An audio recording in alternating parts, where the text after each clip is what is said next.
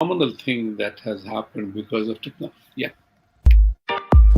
Press the bell icon on YouTube and don't miss another update.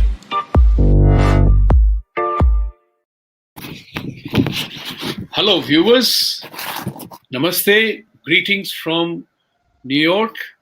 And I'm very happy to share that we are starting Jaipur Dialogue USA for the first ever telecast global.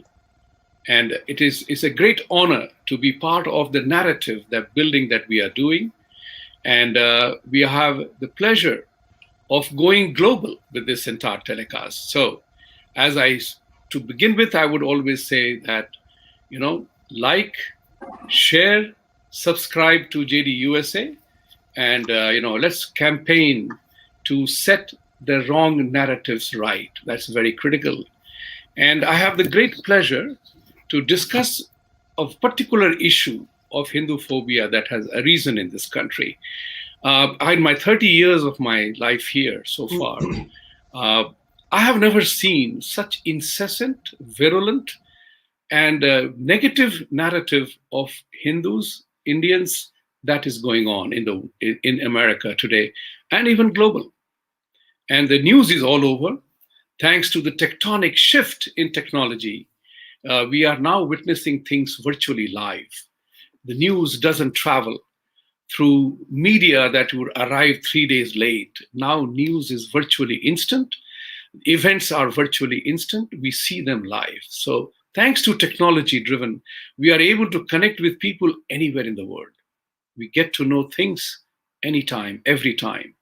So to discuss this specific issue of Hinduphobia, I have great pleasure in welcoming 3 young people from America who are students, who have been learning, and they are active professionals. And what better way to start the day and the show than have a real generational gap bridged here between me and Arnav, Nikunj, and Richa Gautam. Because when I came here in 1991, Arnav was not even born at that time, I guess. So, so this is a terrific opportunity for me because I was young then, all right? I came in 1991. So let me introduce you to all the 3 guests today. And there's a very specific reason that we are starting with a strong team of 3 individuals who are deeply and actively involved in resurrecting, reshaping the narrative that is going on in the West, particularly. And that is very disturbing, that I've never seen this kind of a virulent attack that has happened on Hindus. Arnav Kejriwal is a chief and the leader of the Hindu Students' Council that led the definition of Hinduphobia just a few days ago. So congratulations, Arnav, for being on the show. And I would definitely ask you later as to how the whole thing was conducted, carried on, and I applaud you the way you did it. You guys did it. Nikunj is also part of the entire initiative. He is the president of the Coalition of Hindus of North America. I have known Nikunj for a while, and it's wonderful to see his clear vision about protecting and defending Hinduism the way we know it. And then the third young lady is Richa Gautam. And Richa, welcome to the show. All 3 of you, a joint welcome.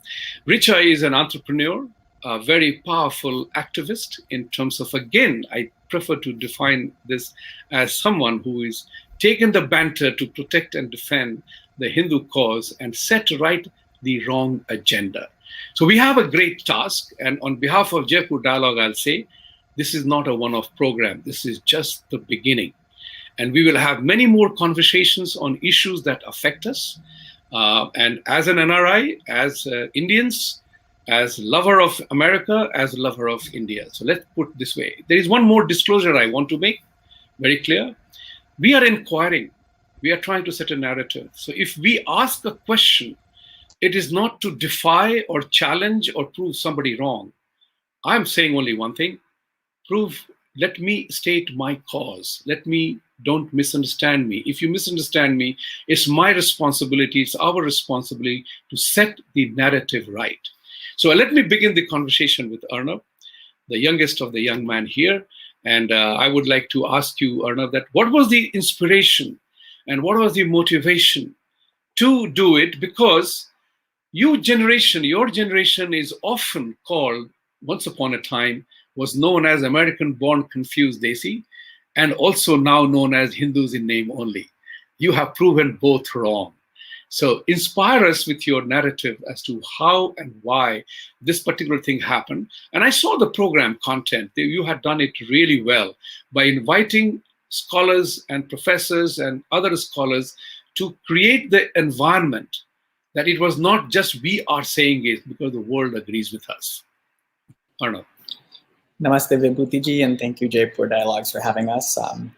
Like you said, this is a truly monumental moment for Hindu students at Rutgers and the whole Hindu community. And I think, it's important to kind of look at the context. And, folks like Nikunj ji and Richa ji are, the whole community has been very emotional for a long time in terms of what's going on at Rutgers because, there's across the US, there's a normalization of Hinduphobia in academia, in media, in everyday culture. These microaggressions towards Hindus continue, and it trickles all the way down to students in high schools and middle schools that face bullying. Kona, I know, runs a Hindu Parents Network where they discuss these types of issues and have middle schoolers facing these issues on a constant basis where they feel demonized or victimized for their Hindu identity. So this is a problem that faces students across North America, not just the US. And, even we've seen cases in the UK and beyond. So, obviously there's been a number of cases at Rutgers where students have felt uncomfortable being called Hindu or having to deal with an administration that might not fully recognize the extent of Hinduphobia that they face. And several months ago, in the wake of attacks on their Hindu identity for the sake of being Hindu and what happened in the US with the Capitol riots, we saw that there was a lot of misinformation being put forth about how the Capitol riots started, what the Hindu role was in the Capitol riots, right? And the idea that there's one Indian flag and thus the quote unquote Hindu right is representing the Capitol riots on behalf of Hindu Americans, right? There was this narrative being pushed, and our students faced a lot of backlash for those types of political attacks. They faced harassment, they get name called. And at that point, we and the students particularly decided to commit to a process. They said, look, we could continue to get emotional and respond to the administration, but they're clearly not listening. We have to commit to a process of recognizing and defining Hinduphobia. It needs to be done at an academic institutional level for this to go anywhere. And so we brought together a team of scholars and students. And obviously, this is not just something that's been worked on for the last 3 months. These scholars, folks like Jeffrey Long, have been working on this for decades. And like you said, Vibhuti ji, the results of the conference speak for themselves because for the first time ever, a student body in the United States or anywhere, I think in North America, has institutionalized the definition of Hinduphobia. And it's by no means a final step, but this will now set the stage for us to go to other universities, other campuses, other administrations, and recognize Hinduphobia so that cases like what might happen at Rutgers can be properly taken up by the students. Now they have a way to go to the administration and say, this is Hinduphobia for XYZ reason. So that's brilliant. I would very much want you to also read the definition of Hinduphobia that you coined in that entire event. So do you have it accessible immediately? You can read that so that people all over the world know. I do, Vibhuti ji. So what I will say is this definition it's still a working definition. And the process we've committed to is that the academics have now presented on the definition at the conference. And for the next 14 days, based on the discussions that happen at the conference, they'll finalize it. So if you'd like, I certainly can read it with the understanding that this is a working definition. That's perfectly correct. And yeah, so the definition can be found on our understandinghinduphobia.org website that we built specifically for the conference and forward. And I'll just read the synopsis of the definition then. Sure. So Hinduphobia is a set of antagonistic, destructive, and derogatory attitudes and behaviors towards Sanatana Dharma, Hinduism, and Hindus that may manifest as prejudice, fear, or hatred. Hinduphobic rhetoric reduces the entirety of Sanatana Dharma to a rigid, oppressive, and regressive tradition.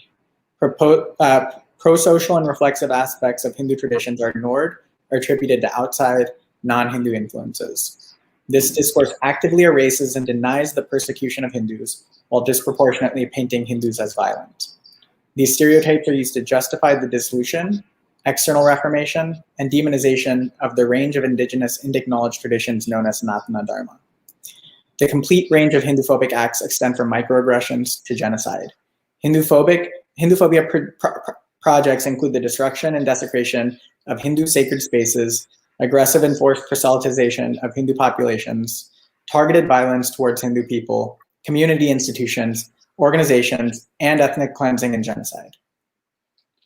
That's brilliant, and that's very well put. I hope this particular thing gathers momentum, and this is an amazing moment for Hindu unity as well. So Nikunj, coming to you on this matter, since I have known you for last over 2 years, and we collaborated in the commemoration of Kashmir atrocities and the exodus and the genocide of Kashmiri Pandit. That's the time we collaborated and connected.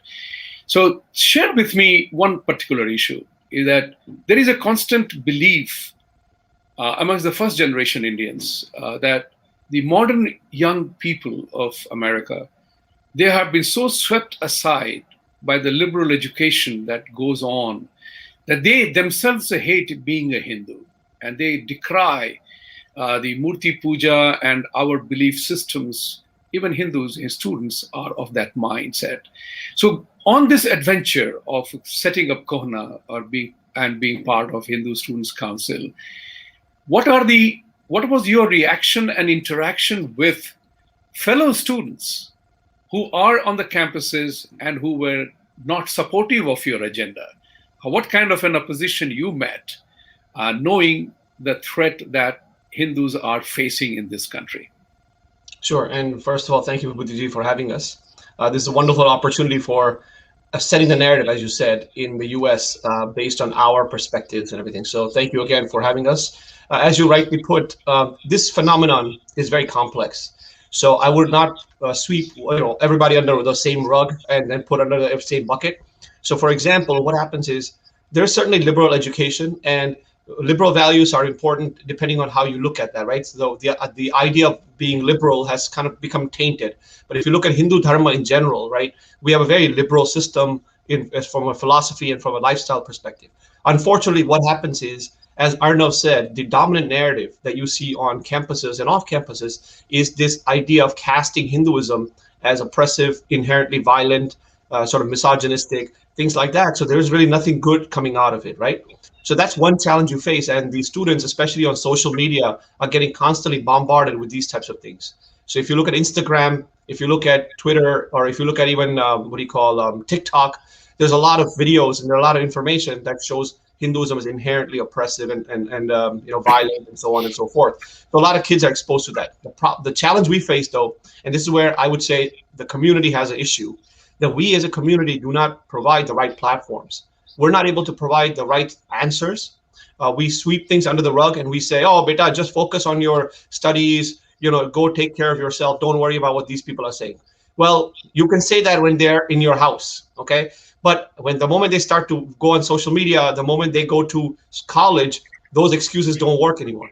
And as a result, the dominant ideologies, the dominant narratives that you see on campuses take over, right? But if we were equipping our children from the beginning, talking about atrocities against Hindus, talking about how Hindu Dharma is actually very liberal, is actually very open, and has a lot of things to offer, these kids would not get swept into that wave as fast as they do nowadays. That doesn't mean that students are not proud of their identity. Many of them are, right? But many of them don't have the right education, don't have the right platforms. You see forums like Hindu Students Council are able to do that, but we need more and more support from the community. And one of the reasons why we started Kona was because we were seeing this onslaught of sort of Hinduphobia taking shape since the last couple of years, right? And that manifested in many different ways. And I don't want to go into those details because Arnav already provided a working definition. But if you look at what's happening with all the things that are going, every time you say the word Hindu, right? It's like a disclosure has to be given that I am not this, I am not this, I'm not this, like 10, 15 points that you have to disclose about your identity. And automatically you're connected to Indian politics. automatically you're connected to something going on in India. But if you look at Chinese students, if you look at Japanese students, if you look at Korean students, even if you look at students from Turkey or other places, the moment they say I'm a Muslim or I'm a Chinese or something like that, they're not expected to give answers to what's happening in Pakistan or what's happening in Turkey, what's happening in China and stuff like that. So that's the issue that we face as Hindu youth, not me personally, but others who are on colleges face. And having worked with a lot of these youth, I can empathize with them. But we need to provide that platform. And that's one of the reasons why we started Kona as an advocacy organization. That's brilliant. And you narrated the issue very clearly that, we are the most peaceful faith in the world. Like I personally believe that. And, I have been dealing with these scenarios, Q&As for last as many years. And, I have addressed questions which have ranged from sublime to stupid. But be that as it may, but we have to, and you also brought out a very important point of a family thing that people, the first generation Indians have always been saying, go work hard, do your job, don't worry about other things, make your life.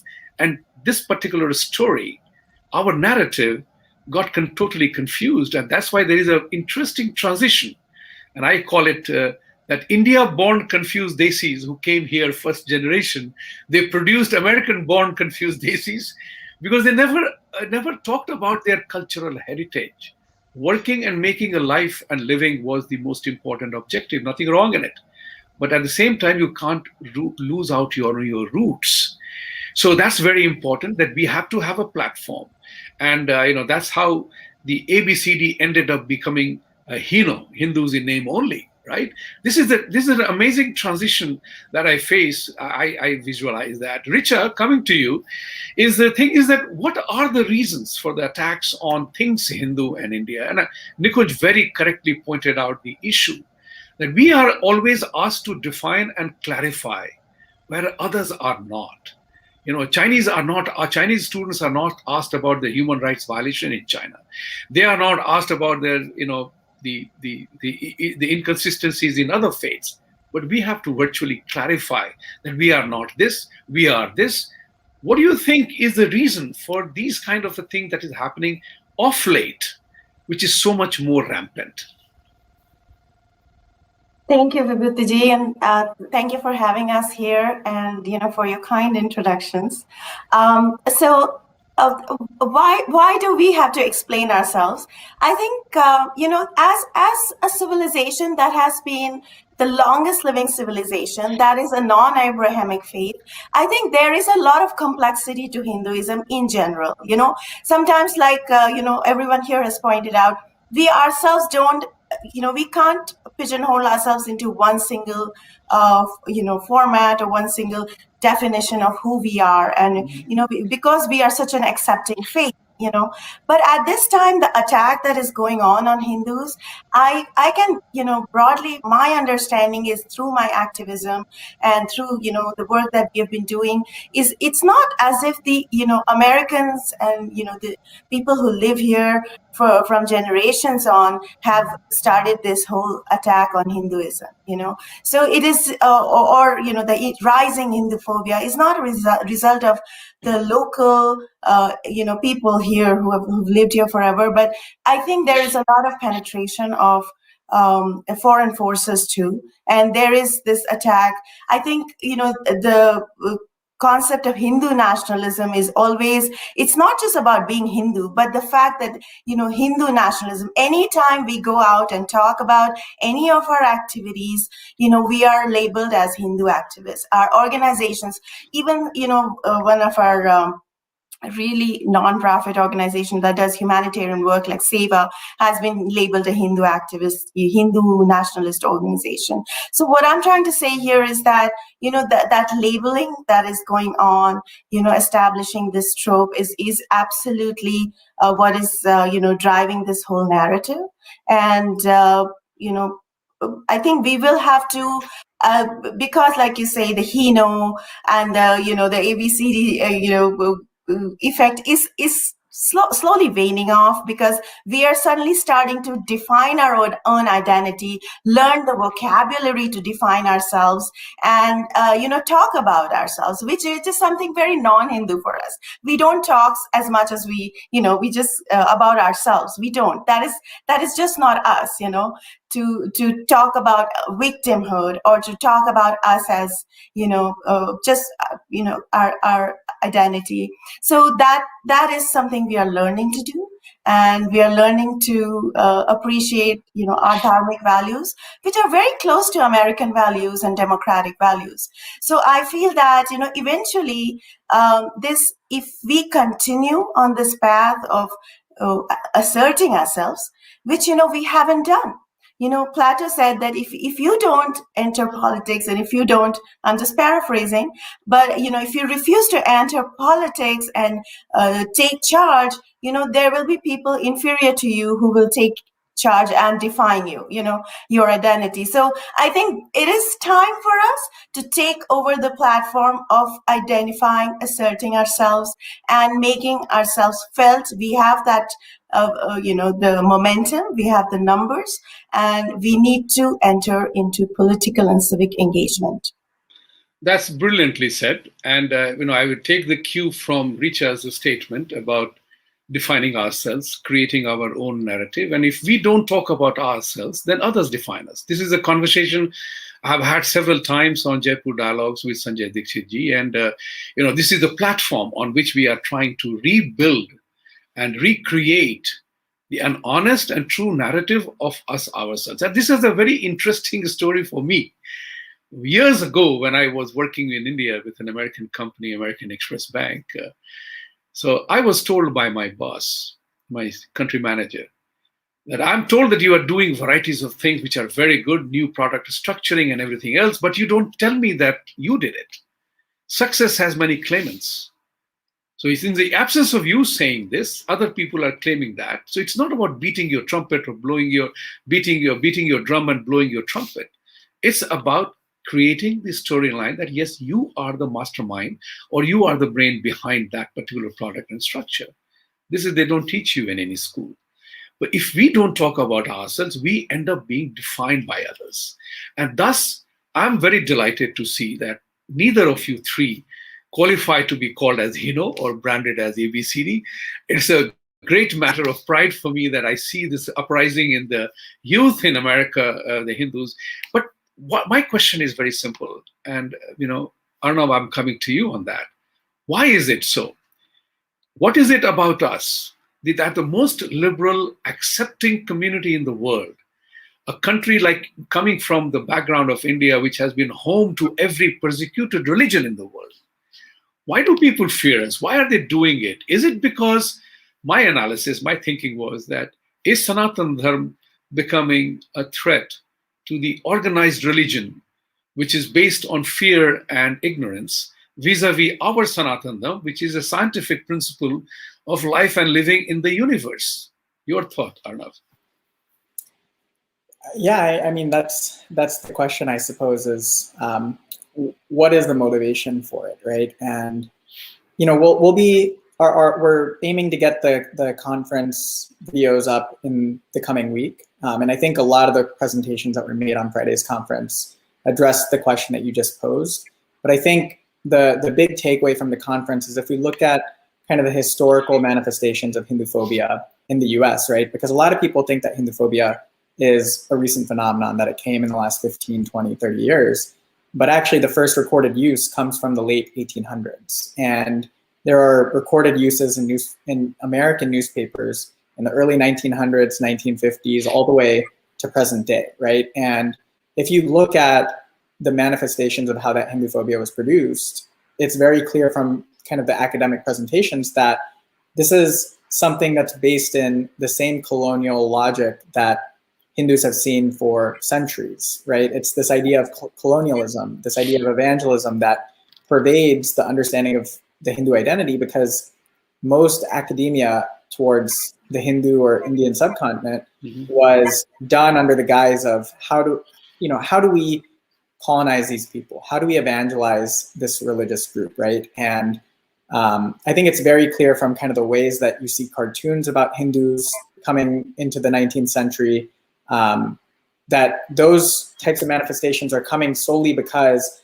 those beliefs are what were held during the periods of colonization. And colonization is also what produced a lot of the ideas of caste division in Hindu society, right? And this idea that Hindus are to be blamed for being dirty, for being casteist, for being oppressive, etc. These are all kind of the same colonial rhetorics that were used to kind of divide and make us seem inferior and justify the idea of evangelism in Bharat. So that's my takeaway from the conference, and hopefully some of the videos will maybe expand on that more, because I think there's academics that did an amazing job touching on some of your points. Yes, that's truly awesome. And this brings out what is known as, what I prefer to call, is knowing what we know now.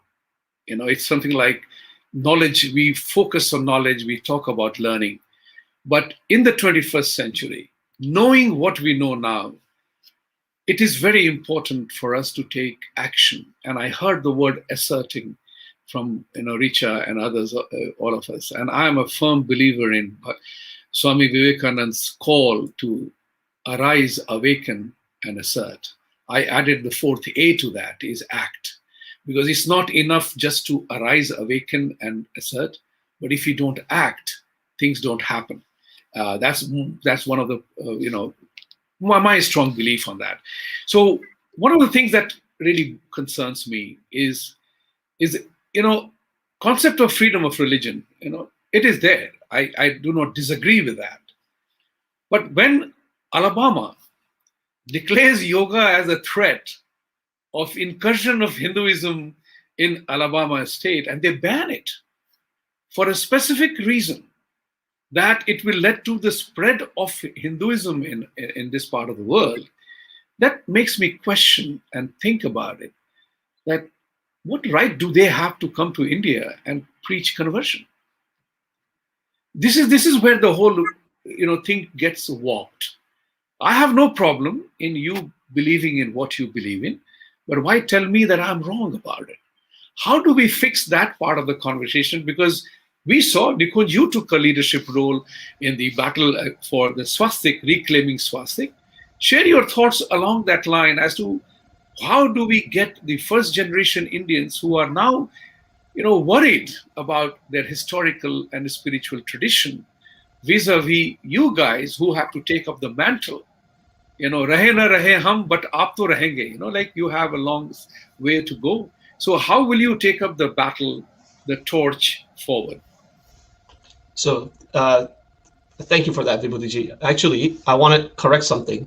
Please. So you said ABCD, American-born confused Daisies. I'll give you another one. It's ABCD, American-born confident Daisies. So some of us are the American-born confident Daisies. Good. Not because the idea is to shift from the confusion to the confidence, ultimately. So that's where the assertion comes in. That's where the knowledge comes in, that when the more knowledge you have, the more powerful you get. Now, as Arnav mentioned about Hinduphobia, he talked about 1883, which was the first use of the word Hinduphobia in the newspapers. And then you see in 1980s is when Alabama banned yoga.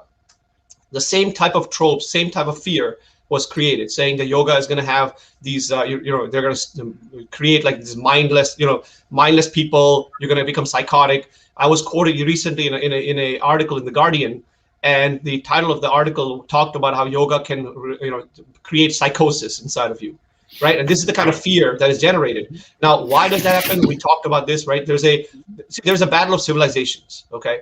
It's been going on for many years, and you essentially have ideas that are exclusivist, that say I am the way, or go take the highway, or versus open-ended, right? And I look at our culture as very open-ended, that we accept all the different types of traditions, whether we agree or not, that's different, but we have a mutual respect. So these clashes of ideologies, right, is what's going on in this society. So and the only way to battle that from the other side, what they do is they create fear that Hindus are these crazy people, and who are going to change the world. They are just like cultish people and all that. That's the fear that's created on one end from the evangelical, those types of people. Then you have others who are trying to say that Hindus are the people who are going to erase all the minorities in the world. They're going to they're the violent casteist people who want to destroy the world and destroy the civilization. So you have another narrative that is being built, right? So if you combine these two narratives, that's what the fear is coming up, right? Essentially.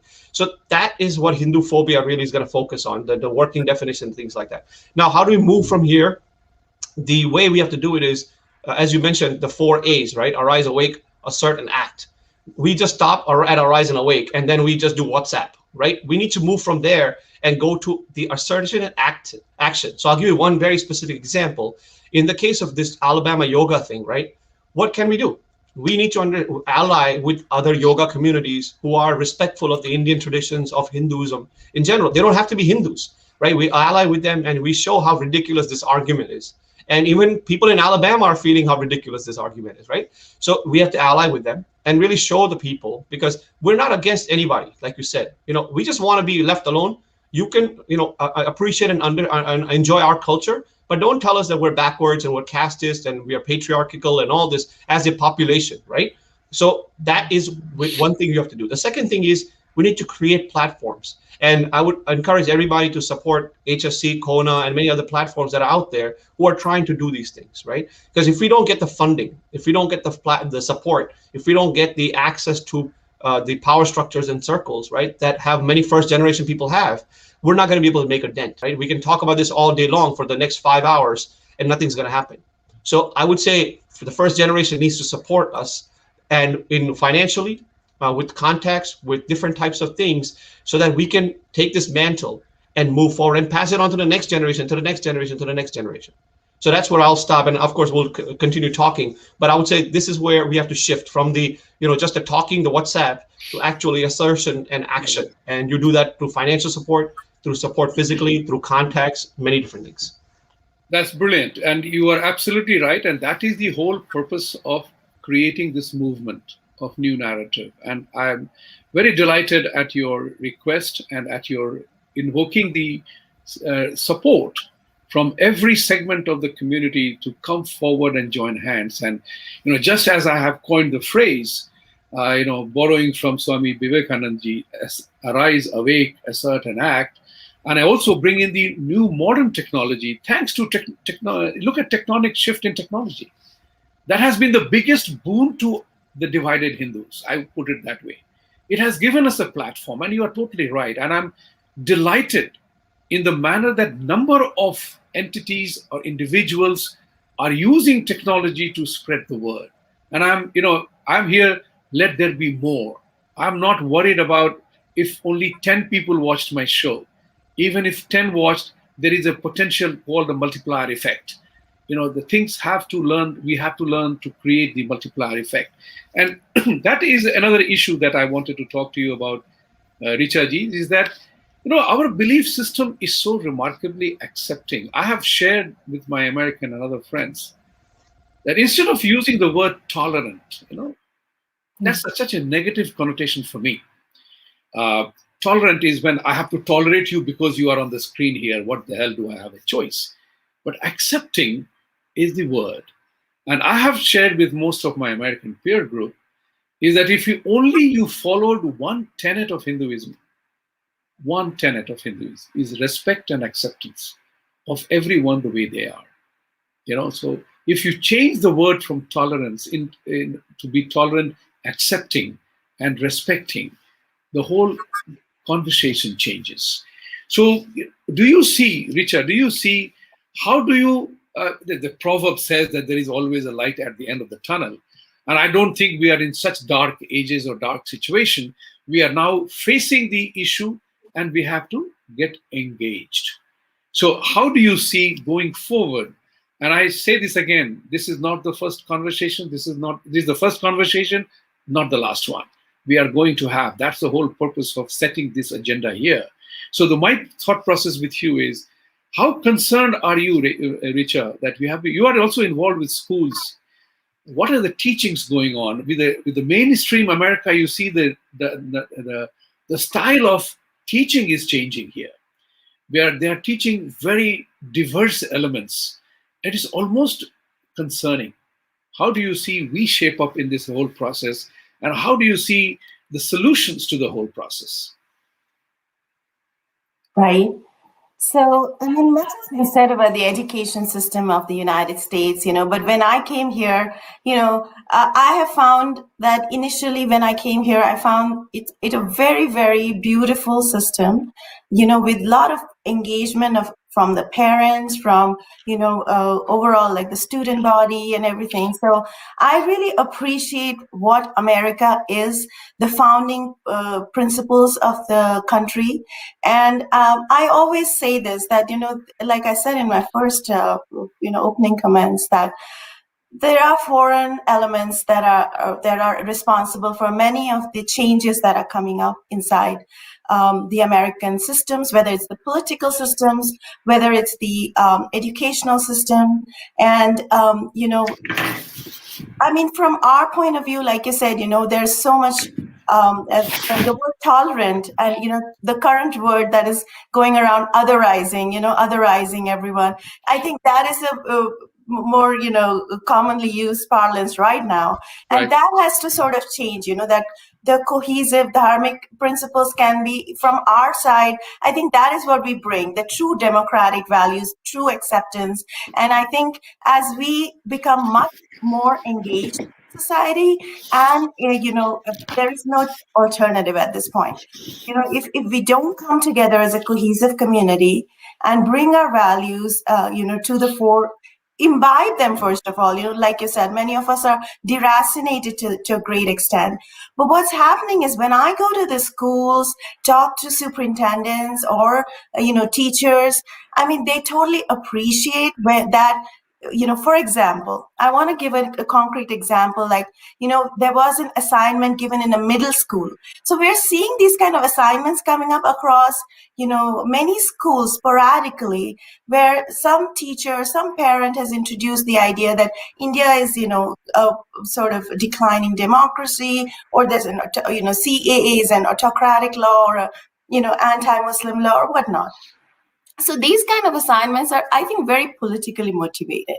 And, when I talk to teachers or superintendents, I mean, they totally get it that, this is not something that should be introduced in a school setting with young children. So politicization of the of the curriculum or assignments should not be done. I think the American values are still intact. That is something I have realized when I talk to them. They totally agree. So we've had a lot of success, like changing some of these ideas, or getting support from these people. So that is one thing.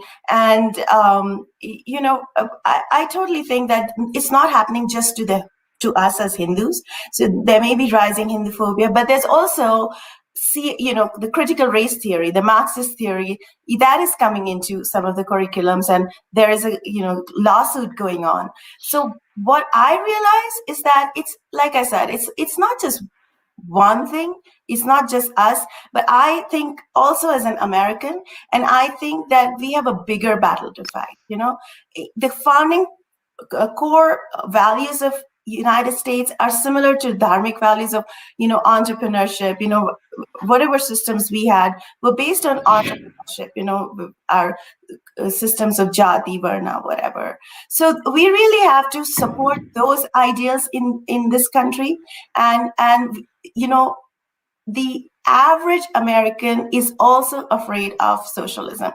We have been raised on that, and what has happened is, at the end of Cold War, they said, Fukuyama wrote a book saying it's end of history. And, actually the Cold War narrative, ideological separations in geopolitics may have changed, but Cold War ended, and a lot of socialistic elements seeped into the academics in United States. And that has had a big impact overall, as we go along. In 2009 or 10, I think there was a big theory of end of economics, and after that, the entrepreneur, the talk in the capitalist entrepreneurial talk in the United States has been subdued, and rather, the taxation that has taken up. Like Obama used to always talk about, tax as an issue and all. So I think I'm going a little bit deeper into the situation, only because I think think, we cannot fight Hinduphobia alone. The average American is afraid of the changing social fabric of this country and, changing values of this country.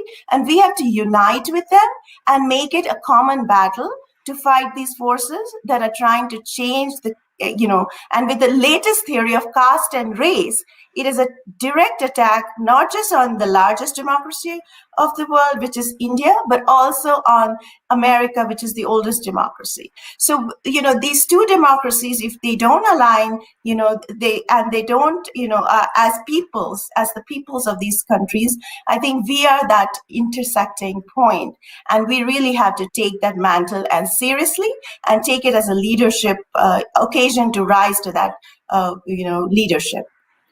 That's very brilliantly put, that we need to go deeper, which means that we got to get more engaged, more involved in the process, right? In the process, in the country that we are living in. We love India, we love America, both have identical values, lots of shared values, politically speaking, socially speaking, spiritually speaking. We have shared the same values. However, then politics comes in. Now look at it this way, and I have always been a promoter of this thought process that India and United States are the world's two prominent democracies, both in size, the content, and the ability to influence things. That America is the country where everybody wants to come, despite the hate or love-hate relationship, people are willing to give an arm and a leg to come here. Same thing about India, the mysterious India, the mystical India, the spiritual India. Everything is there about India. Everybody goes to India, comes back fascinated, and they love our traditions. Look at the movements that have gone around. Transcendental meditation, yoga.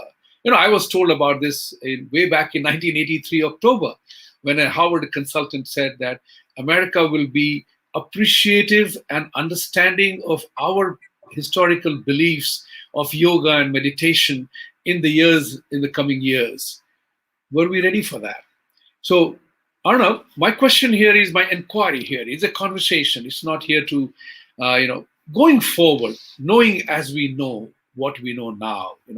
We know that India is under attack right now, whether it's COVID-related, Hindutva-related, nationalism-related. These are very, driven by very parochial group of people. There are certain vested interests that are driving that agenda, which puts us into inconvenience in this country because they are directly attacking our roots back home. And all of us are very proud of our historical, spiritual, and parental roots that takes us back to India. And one of the things that happens is that the thought process, which many Indians talk about, that, some people have told me, you left India. Why don't you come back to India and do something? But in your case, you are born here. You can't go back there. But the roots are very much there. How do we bring about the alignment in understanding of the Indians, that we are not required Indians, but the fact that we are NRIs, and I coined the phrase, new responsible Indians. We are great ambassadors of things India, things Hindu in this part of the world. And every Indian in India needs to become NRI under the banner of new responsible Indians, which we're seeing that. The rise of, the rise of Hinduism in India and the rise in Hindus in India to protect and defend their own turf is critical. My inquiry is also driven by a very simple fact that a famous author once said that Bhutto's 1,000-year war with India has another 900 years to go or 950 years to go. And I replied to him by saying that no, Islam won its first 1,000-year war in India because they created two Islamic republics from our land, which none existed. Today, we are facing an existential threat in India, is just as it happened in Kashmir. We lost the entire Saraswati Dham, correct? The entire story of Kashmir is that we lost it. Mahabharat's famous destination called Gandhar is gone. Our historical traditions are gone in Pakistan. That is the political part of it. How threatened are we as a group of people when it comes to very parochial, very religious people determined to obliterate us? Your thought on it? I think, I was born in this country, and I'm not sure if anyone else on the call is, but, I perhaps have a different perspective than maybe someone like Nikunj or Richa might have. So it might also be worth asking them the same question after I answer. Sure, but sure. what I will say as president of Hindu Students Council, it's very important to look at the name of our organization. It's Hindu Students Council. We deliberately are not Indian Students Organization. And the reason for that, Vibhuti, is because a lot of people in this country try to figure out what is the hyphenation that I want to identify by, right? And I've made that conscious decision to be a Hindu American. I don't call myself, yes, I am Indian to some degree, but that is not the identity I choose to go by. And I think that, and I don't, I will get to maybe your point, because I don't think it's that I disagree with what you're saying. But if you kind of look at the conflation of Hindu and Indian identity in this country, it's very problematic, because what happened, we were talking about the yoga situation, right? The way that this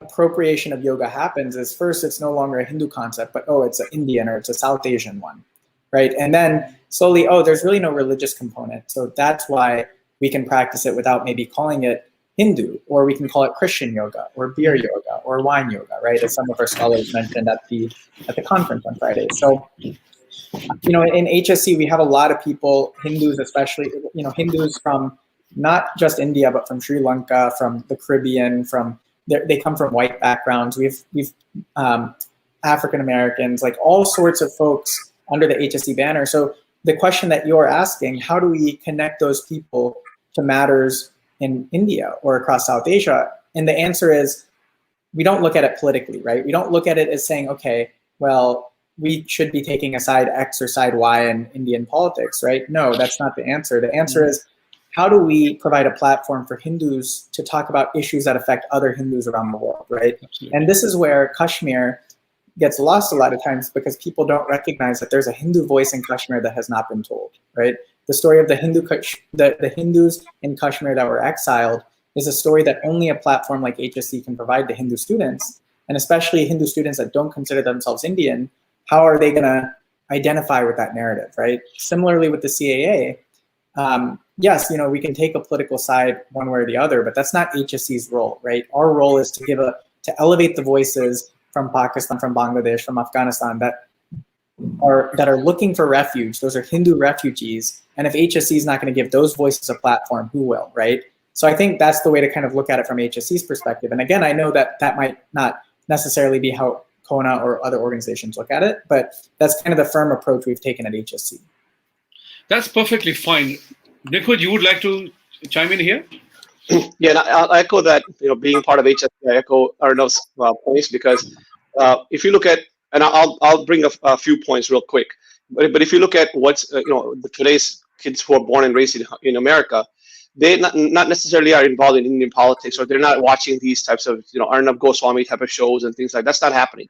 So their passion about Indian politics is very less. But what you have to do is you have to equip them with the idea that Hindus have certain issues, right? And Hindus are, being targeted in certain ways, whether it's Hinduphobia, anti-Hinduism, hatred, whatever it is, across the world, right?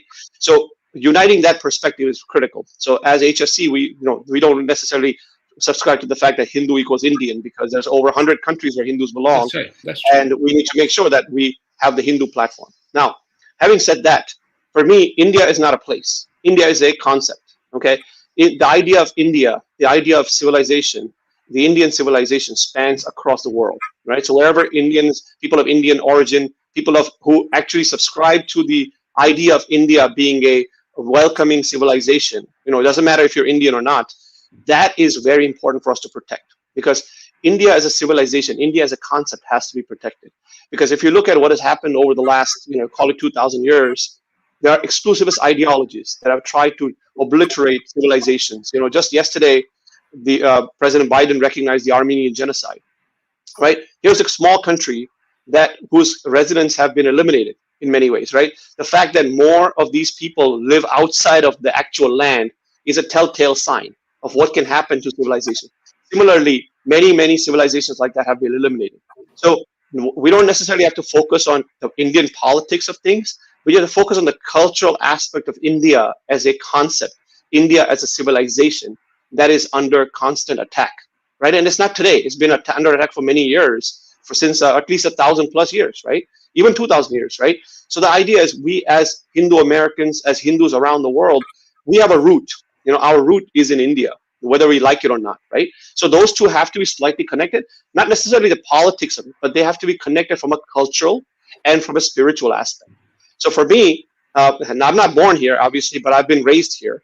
But at the same time, I kind of straddle between both. The idea is that we cannot get rid of our Indian identity as far as the concept is concerned, right? So you could be a people of Indian origin. You could be people of, who subscribe to the values of India. You could be a completely non-Hindu person, but really respect India as a civilization. So we need to take those narratives and say, hey, you know what? This is the concept that we are trying to protect. The idea of India as a civilization, the idea of the Hindu dharma, which has its root in that civilization, is what we're trying to protect. That's a point. I take it and definitely agree with that you cannot identify with the politics of India. That point is well taken. However, what is important is that I was part of a think tank, and they used to do a strategic analysis. They used to call it strategic trend evaluation program in relation to social, technology, economics, and politics. Now, what was important to understand here, that we cannot isolate ourselves from various elements of the communities that we live in. Everything has to do with politics. Everything has to do with social. Everything has to do with technology. Everything is related with economics. And then there are subsections to each one of these four. Politics becomes embedded in our life. Now, you look at this today, as it is happening, is the politics of it. Political leadership determines the quality of a life of a country, wherever you are. Political leadership determines the quality of the decisions people take about life. So it seeps in. There is a very interesting connectivity and interrelatedness in these four elements of social, technology, economics, and politics. Because of technology, we are able to connect. You are in New Jersey, perhaps, Nikunj. Arnav is in Dallas. Richa is in Chicago. I am in New York. And people are seeing us all over the world. Right? So can we say, oh, I'm only in technology, but I won't care for politics. But hey, YouTube, and we know what happened in the last election, how technology interfered in the political process, right? Likewise, the economic decision-making affects the life of the people. Why are millions of people migrating to America from South America, Midwest, Central American regions? Because of economic situation, which is terrible, because the politics of it is terrible. So we have to begin to link this, and I will appeal to all three of you here, is that do not ignore politics. Local, regional, federal, global, it's connected. It's politics that determines decision-making at various levels. So Arnav, even if you are not concerned about the politics of India, but you have to be concerned and you have to be aware and consciously engaged in what is being happening. So the point that you have made is a very valid point, both Nikunj and you have made, is that we don't want to do with the politics of India, but you have to do with the politics against Hindus. It is political. It is not spiritual. Maybe the fear is driven from the spiritual angle, because as the fear goes away, as I say it, and very openly, thanks to science and technology, we now know that Earth is not flat. But there are certain people of certain denomination, they still believe Earth is flat. Now we know that thunder and lightning doesn't happen because gods are angry. It is a natural phenomenon. We also know now that men are responsible for the gender determination of a child. It affects the policies. It affects the game that is being played. So I would urge you, all three of you, to stay politically aware and engaged, whether it's the local level or any level, but do not de-link yourself, because it's all intertwined. Yeah. Whether right now, for example, there's a very strong emotion in India, very strong emotion in India, about the Biden administration curtailing the export of critical raw materials that are required for making vaccines. Now, politics gets in there.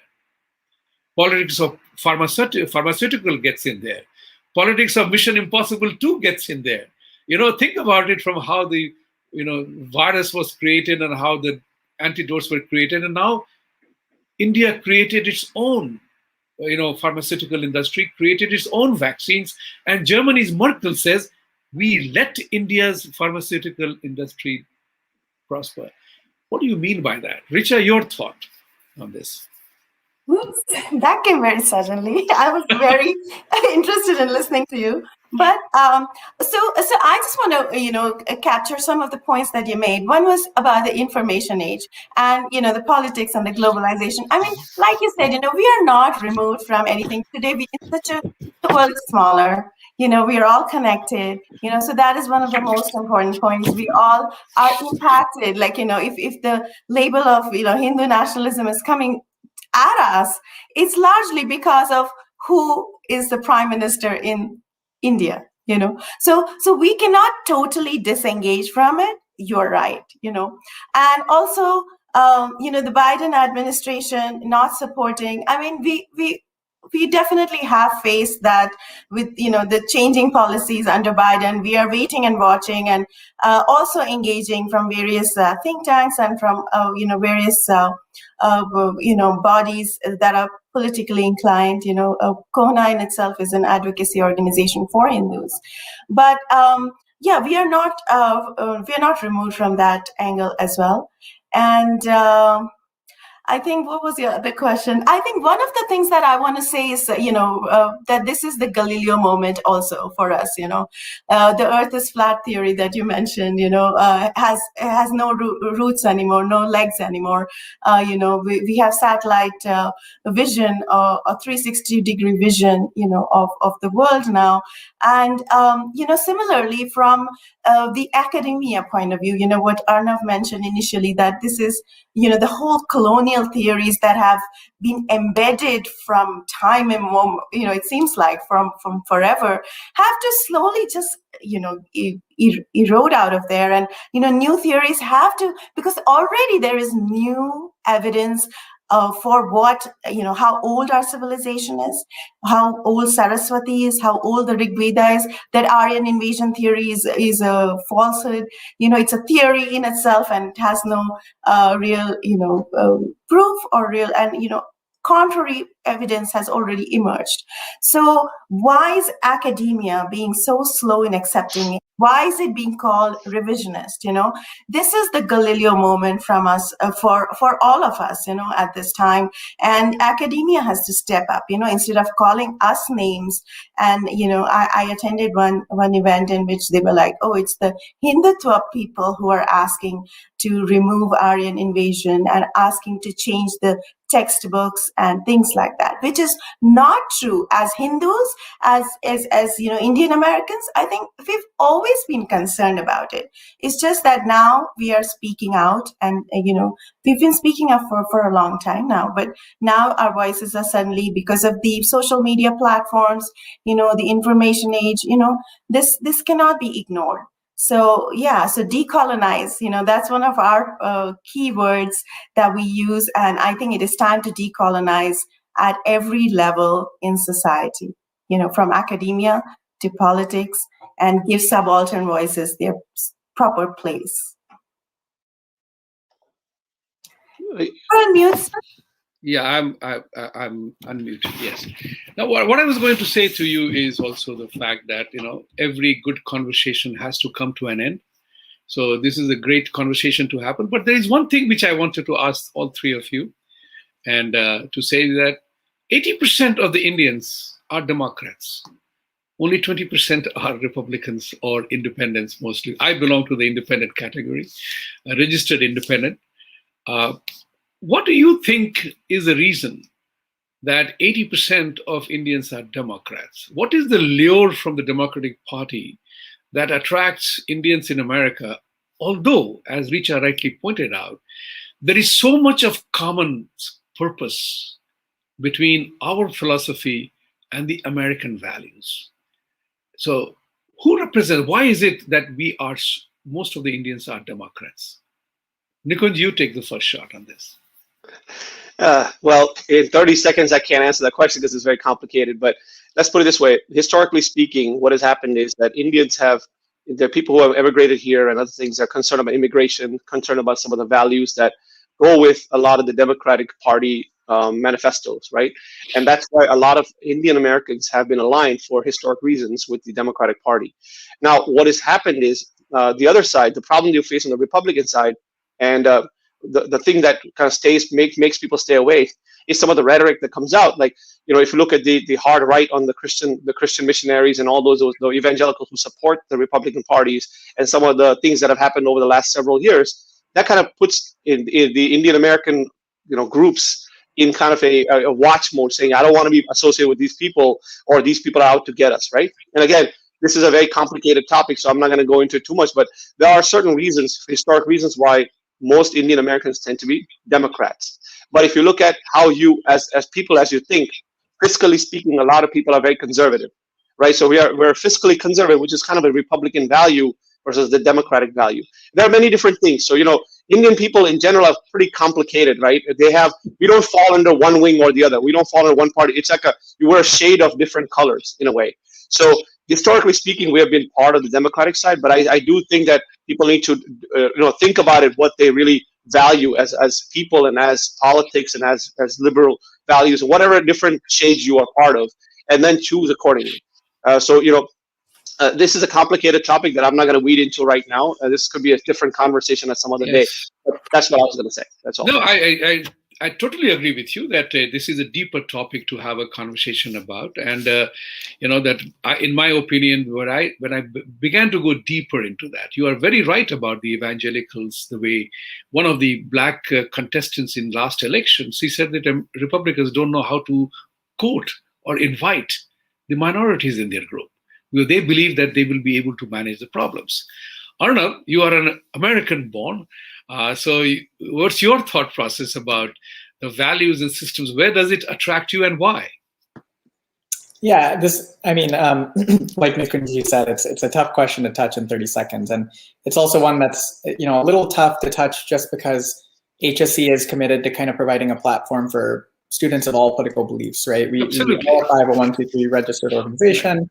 And as such, we have students that fall on both sides of the aisle. I think specifically to your question, the piece I would contribute is, like I think Richa ji mentioned earlier, there are a lot of overlaps in kind of the liberal value system that Hindu Dharma provides, right? The framework that we provide that's very, quote unquote, progressive in a lot of ways. Mm-hmm. And I think just generally speaking, if you kind of look at the population of people of color in this country, they've traditionally come towards those types of liberal beliefs, right? Because the idea is that allyship can lift us all together, right? Just like yesterday, Nikunj was talking about the Armenian genocide. Someone actually came to the conference on Friday speaking about the Armenian genocide and kind of the history of denial that they face, right? And it's those types of allyships that happen among people of color and kind of minority ethnic groups that I think a lot of Hindus in this country gravitate towards. Okay, thank you. Richa, your thoughts in 30 seconds. We all know that it is a tough question, but it is a question that must engage us. Absolutely. I totally want to say a few things. One is, yes, of course, our liberal values attract us to the Democrats. But I also want to point out that, from the days of Tammany Hall, Democrats have picked up people from Ellis Island and brought them and converted them into Democrats. So they have been a party of the immigrants. They have modulated their programs and their policies on that basis. So truly, that has always been the stand. And since the days of FDR, when after Depression, when the stimulus packages were started, media was captured a lot by liberal values, academia and media. So that is something that influences any new person. We are all intellectual and, like educated people. Media influences us. So that is one thing. But my point is, whatever side and whatever party you belong to, we have to stop being independents. Why I say that is because we have to engage at the caucus level. We have to, even if it is the progressive left caucus, which has influenced a lot of the economics. I'm scared of that. The socialistic, the reason I came to the US and when I go back to India, and I still worry about the fact that, however much, we develop our entrepreneurial skills and, that there is institutional and political machinery there that will not allow these to rise to the level that American small business and startups and the ecosystem that we have here. So that is my biggest concern, that Thomas Piketty is the favorite current economist who's driving the agenda of Bernie Sanders and Biden. So that is my big concern from that angle. And but I still say, go to the Progressive Left Caucus, engage there, and change the dynamics. So don't be an independent. I'm sorry if I'm sounding too passionate. Wait. Now you have mentioned. You are trying to tell me, you have told me, not trying to, you have told me that I'm wrong about my independence to be independent, right? On your show. That's the guts you need. But important part is that as libertarians are there, their thought process goes, because you do not want certain times your occupation, your job, your life is madhyasth. There is a group of central, right? Center always decides who gets into power. There is a right wing, there is a left wing. Everybody knows they will adhere to their ideology. And then there are people in the middle who shape that ideology, because you cannot allow certain given ideologies alone to succeed. So we independents also have a role to play, because that's what we are engaged in. Yeah. Having said that, I wanted to thank all three of you for being on the show. And I wanted to tell you that this is Jaipur Dialogue's first show, starting with you youngsters. So I'm very delighted to have a very important topic. I always believe, as a banker, world of finance and money and everything else, you always know that everything is political. Politics is part of our life and game. That's where decisions are made on which affects us, whether it's freedoms or healthcare, or our religious policies, or what is taught in the schools. It's all driven by politics. So I would urge all of you to stay engaged, to borrow Richa's phrase, and which is my phrase too, stay engaged in the process. Can't disengage that, I'm not. So as you are talking about, you are absolutely right. Hindus of all over the world need to be part of the Hindu community and make sure that we are not hurt anywhere, for that matter. So with this thought, I would wanted to say that this was the first opening of our Jaipur Dialogue USA conversation. We will have many more. I urge all the viewers, share, subscribe, like, and support.